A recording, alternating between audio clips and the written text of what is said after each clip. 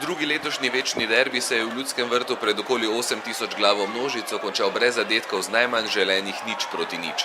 Predvsem prvi polčas je ponudil malo razburjenja. Nekaj več so od igre imeli gostje, a je Radan dvakrat dobro posredoval. V drugem delu so pritisnili Mariborčani, ki jim po priložnosti Tavareša in Džiniča ni uspelo zatresti mreže.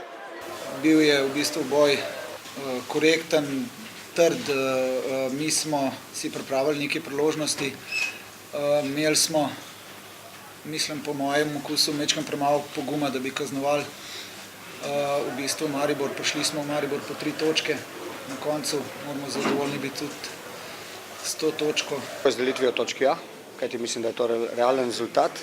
Kar se pa tiče same igre, nastopa, sem pričakoval malce več. Malce več od svoje ekipe. Nič ne je bilo narobe, če bi igrali samo mi, če bi zmagali spet proti nič, tako da v principu me Olimpija ne zanima. Je pa res, da je s tem, kako so se danes na igrišču obnašali, defenzivno, kako so nam svojo hitrostjo in kompaktnostjo zapirali pot, je bilo malce vse skupaj oteženo. Več dinamike je v drugem polčasu prinesla menjava Filipoviča in selitev Mertlja v zvezno vrsto, a pravih 100-odstotnih priložnosti vseeno nismo videli. Jasno je, ko imaš nekaj igralcev, kateri ti mogoče v določenem trenutku lahko nekaj prenesejo, kateri se lahko kaj izmislijo, kateri lahko delajo pritisk naprej, prenesejo dinamiko, ko tega ni, potem poskuša z rošadami.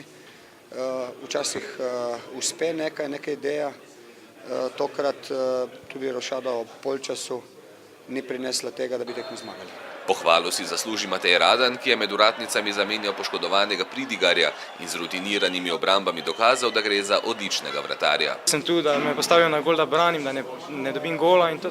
Bila težka tekma, to je pač derbi, temu se reče in pač tu verjetno kjer prej zabije gol, tisti zmaga, ampak bili so enakovredni, Olimpija pač. Kljub remiju je razmerje na lestvici ostalo nespremenjeno. Maribor je na prvem mestu s 5 točkami prednosti pred Domžalami, Olimpija ostaja na dnu.